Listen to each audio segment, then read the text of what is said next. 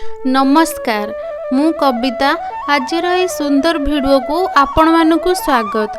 आज आम एक मूल्यवान एवं आध्यात्मिक कथावस्तु उपरे आलोचना करिबा, जहाँ आमर जानिबा अत्यंत आवश्यक। आज आम भागवत काहेकि पढ़ा जाए से विषय रे आलोचना करिबा, कारण भागवत एक महान ग्रंथ। संसार रे किछि लोक अछंती जो माने पूजा पाठ, पुराण, आध्यात्मिक मार्ग उपरे विश्वास करंती नाही। तांको हिसाब रे यार किछि मूल्य ही न थाए, किंतु ए संसार रे बहुत लोक अछंती जो माने कि पूजा पाठ उपरे गुरुत्व दियंती एवं ईश्वर विश्वासी अटंती। आजिर भिडियो समस्तंक पई गुरुत्वपूर्ण। समस्ते ए विषय रे जानिबा आवश्यक जे भागवत काहेकि पढ़िबा उचित।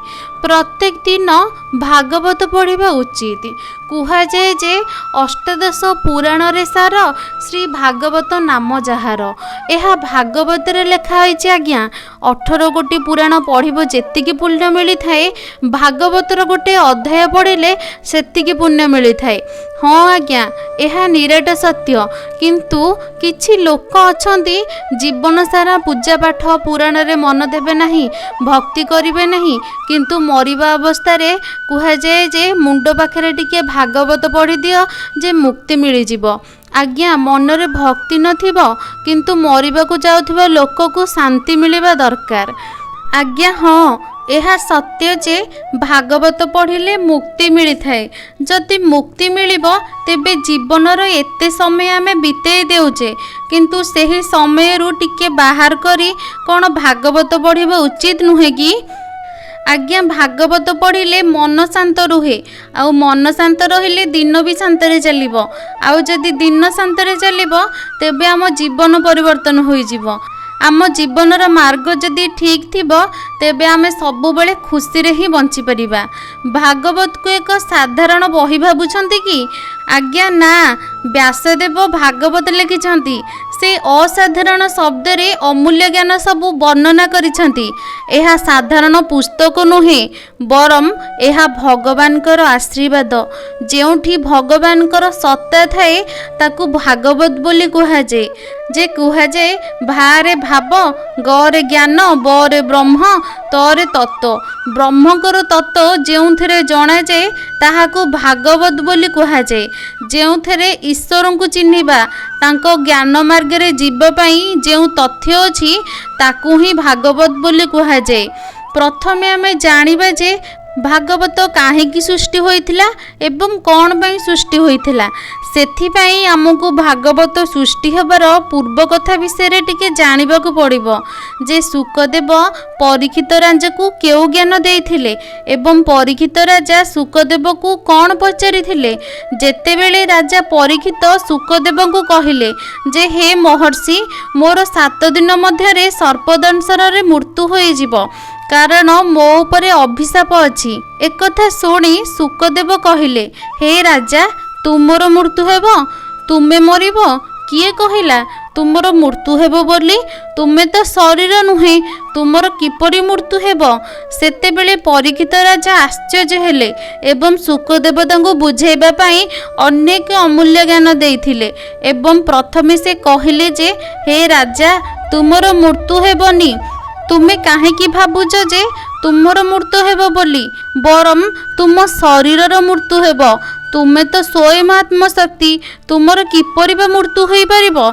तुमको केही नाश करि परिबे नाही, कारण तुबे अविनाशी। तुमे आगुरु थिल एवं वर्तमान अछ एवं आगुकु मध्य रहिबो। तुमर ना अछि जन्म, ना अछि मृत्यु। तुमको तो केबे काल ग्रास करि परिबो नाही।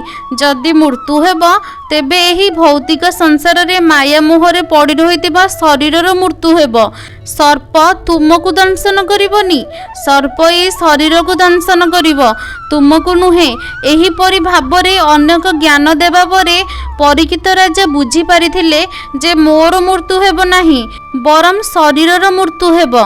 एहीपरि भाବରେ ब्रह्मशक्ति आत्मशक्ति को जानिबा पई भागवत परि एक महान ग्रंथ रचना करा जायछि जेउथरे अमूल्य ज्ञान भरपूर होई रहिछि जहाकू पढ़िले मन को शांति एवं आत्मा को मुक्ति मिली परिबो। भागवत पढ़िबा द्वारा आमे आम स्वरूप को जानी परिबा जे आमे किए काहेकि आम जन्म आम कर्तव्य कौन से विषय रे जानी परिबा।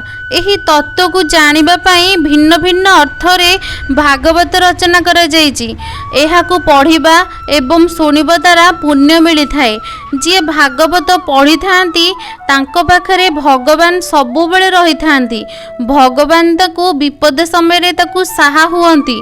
कुहा जाए जे जहा पढ़ू ताहा भागवत एवं जी पढ़े से मध्य भागवत एवं जहा विषय रे पढ़ुचे से भी भागवत आउ मुक्ति एवं शांति जहाँ को मिले से भी भागवत अटंती।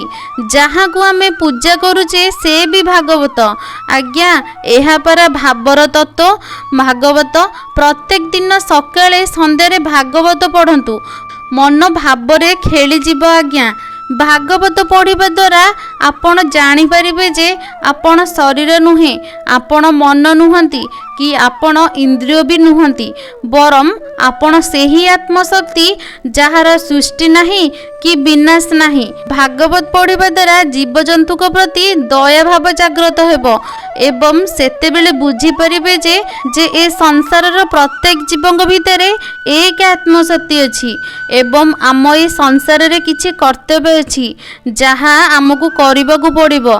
भागवत पढ़िबा द्वारा आमे उचित मार्ग रे परिचालित होबा। तेणु आमर प्रत्येक दिन भागवत पढ़िबा उचित भागवत शुणिबा उचित। जदि आपण शांत रहिबे तेबे आपणकर चेष्टा रे आपणको परिवेश मध्य शांत होई परिबो जहा आपणकर मूल कर्तव्य। कारण आध्यात्मिक शक्ति सबुठारु उच्च रे। तेणु आपण को अनुरोध करिबि जे सकाळे संध्यारे भागवत माध्यम रे ईश्वर को प्रार्थना करंतु। आशा करुची आपण को ये भिडियोटी भल लागिथिबो एवं आपण मो कथा को निश्चिंत भाव में कार्यकारी करिवे। आजिर भिडियो को एठी समाप्त करुची। रहुची जय जगन्नाथ।